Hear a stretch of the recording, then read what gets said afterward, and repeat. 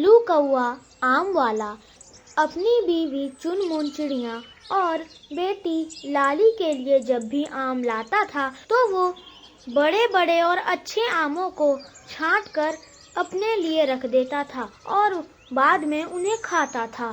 एक दिन बल्लू कौआ अपने दुकान पर बैठा आम बेच रहा था, तभी उसके यहाँ एक ग्राहक आता है। अरे बल्लू भाई, आम बेच रहे हो? जरा मुझे भी आम देना। हाँ हाँ गुन्नू भाई, अभी लो ना, देता हूँ। एकदम अच्छे अच्छे आम हैं। कितने आम चाहिए? ज्यादा नहीं भाई, बस 2 किलो। हाँ लीजिए ना, मैं अभी आपके लिए 2 किलो आम पैक कर देता हूँ। बल्लू कौवा जल्दी जल्दी गुन्नू कबूतर को छोटे वाले आम पैक करके देने लगता है। अरे अरे बल्लू भाई, ये क्या कर रहे हो? मुझे छोटे छोटे आम क्यों दे रहे हो? मुझे बड़े बड़े आम दो ना। अरे आप चिंता मत करो गुन्नू भाई, वो बड़े बड़े आम तो बस दिखावे के लिए होते हैं। मैं आपको मीठे मीठे आम दे रहा हूँ, आप बेफिक्र रहो। छोटे छोटे आम में ही स्वाद होता है, बड़े बड़े कोई काम के नहीं। आप ये लो, ये वाले आम ले जाओ और देखना कल दोबारा यही वाले आम लेने आओगे आप। अच्छा ऐसी बात है, तो फिर ठीक है, दे दो। फिर बल्लू कौवा गुन्नू कबूतर को छोटे छोटे आम पैक करके दे देता है और गुन्नू कबूतर वहाँ से चला जाता है। जल्दी से इन आमों को छुपा देता हूँ, नहीं तो कोई और ग्राहक आके यही आम मांगने लगेगा। फिर बल्लू कौवा उन बड़े बड़े आमों को छुपाने ही लगता है कि तभी वहाँ पर टुनटुनी चिड़िया आ जाती है। अरे ओ बल्लू भैया, ये बड़े बड़े आम नीचे क्यों रख रहे हो? ऊपर रखो, तभी ना तुम्हारे ग्राहक बढ़ेंगे, सभी लोग इसे खरीद के ले जाएंगे। और ये छोटे छोटे आम ऊपर क्यों रख रहे हो? अरे क्या बताऊं बहन, इन बड़े बड़े आमों को कोई खरीदता ही नहीं है। ये मीठे होते ही नहीं है और ये महंगे भी मिलते हैं, इसलिए मैं इन्हें नीचे रख रहा था और इन ताजा ताजा छोटे छोटे आमों को ऊपर रख रहा था। कोई बात नहीं भैया, अब तुम्हें चिंता करने की कोई जरूरत नहीं। अच्छा आप एक काम करो, ये सारे ही आम मुझे दे दो। बचे हुए आम रखकर आप क्या करोगे? आपका तो घाटा हो जाएगा। सारे आम मुझे दे दो। टुनटुनी चिड़िया की ये बात सुनकर बल्लू कौवा अपने मन में सोचता है, अरे ये चिड़िया तो मेरे सारे आम ले लेगी। बड़े बड़े मेरे रसीले प्यारे आम, इतने सारे बहाने तो बना लिए मैंने, अब क्या करूं? लेकिन ये तो मेरे आमों के पीछे ही पड़ गई है। हे भगवान, मेरे आमों को बचा ले। अरे भैया क्या सोच रहे हो? जल्दी से ये सारे बड़े वाले आम मुझे दे दो।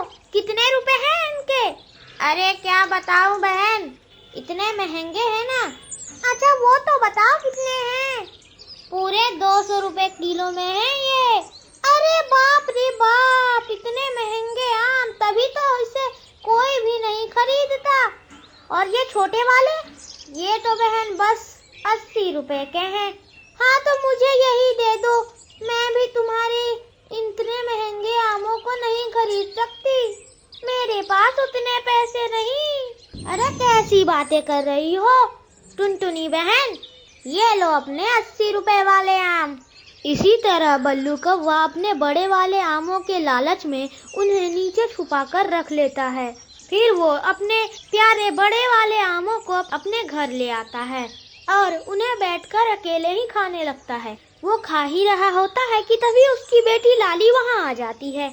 पापा पापा, मुझे भी ये बड़े वाले आम दो ना। अरे मैंने तुम्हें कहा ना, छोटे वाले आम बाहर पेटी में रखे हुए हैं, जितने खाने हैं खा लो, लेकिन मैं अपने ये बड़े वाले आम तुम्हें नहीं दूंगा, समझी?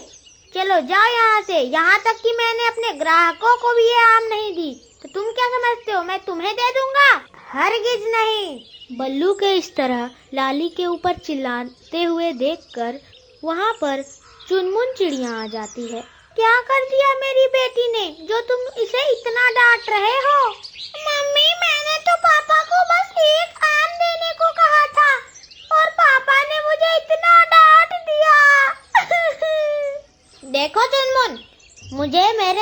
खाते समय कोई भी परेशान करे मुझे ये अच्छा नहीं लगता, इसलिए तुम दोनों यहाँ से चले जाओ और मुझे आम खाने दो। मैंने बहुत से पक्षी देखे हैं, लेकिन तुम्हारे जैसा इतना बड़ा आम का लालची पक्षी नहीं देखा, जो आम के लालच में अपने बीवी और बच्चों पर इस तरह चिल्लाए। हाँ, मैं हूँ अपने आमों का लालची, और मैं अपने आम के लालच को कभी खत्म नहीं करूँगा, क्योंकि मुझे ये आम बहुत अच्छे लगते हैं, और वो भी ये बड़े वाले रसीले आम। इन्हें तो मैं अपने ग्राहकों को नहीं देता, तो तुम्हें क्या खाक दूंगा। ये बड़े वाले आम सिर्फ मेरे लिए हैं और किसी के लिए नहीं, समझ में आया? चलो अब फुटो यहाँ से, और इन्हें सिर्फ मैं ही खाऊंगा। कोई मुझे कुछ भी कहे या आम का लालची भी कहे, मुझे फर्क नहीं पड़ता। लालच कितनी भी हो, लेकिन ज्यादा लालच अच्छी बात नहीं होती। देखना, तुम्हारे ये आम के लालच की वजह से तुम बर्बाद हो जाओगे। अपना ये लालच कम कर दो, लाली के पापा। फिर लाली चिड़िया को चुनमुन वहाँ से लेकर चली जाती है, और बाद में बल्लू कौवा भी अपने दुकान पर चला जाता है। वो अपने दुकान पर जाकर बैठ जाता है कि तभी वहाँ पर गुन्नू कबूतर आ जाता है। अरे कितने बदमाश हो आप बल्लू भैया, मुझे इतने गंदे गंदे छोटे छोटे आम पकड़ा दिए, इसमें तो जरा भी स्वाद नहीं है, पकड़ो अपने आम। अरे ऐसे कैसे पकड़ो, कोई और भी तो शिकायत नहीं लेकर आया, बस तुम ही आए हो। कल मैंने कितने सारे आम बेचे थे। वो इतना बोल ही रहा होता है कि तभी वहाँ पर टुनटुनी चिड़िया भी आ जाती है। ये लो अपने आम, मुझे नहीं चाहिए। क्या बेवकूफ बनाया तुमने मुझे, बड़े बड़े आम अपने पास रखकर मुझे ये फीके फीके आम दे दिए, और मेरे जल्दी पैसे वापस करो। अरे ऐसे मैं सबके पैसे वापस करता रहूँगा तो मेरा तो धंधा ही चौपट हो जाएगा। मैं नहीं करने वाला कुछ पैसे वैसे वापस। तो ठीक है भैया, वैसे भी आपका धंधा चौपट हो गया, क्योंकि मैं पूरे जंगल में फैला दूंगा ये खबर कि आप अपने लिए अच्छे अच्छे आम रख लेते हो और हम जैसे ग्राहकों को घटिया घटिया आम दे देते हो।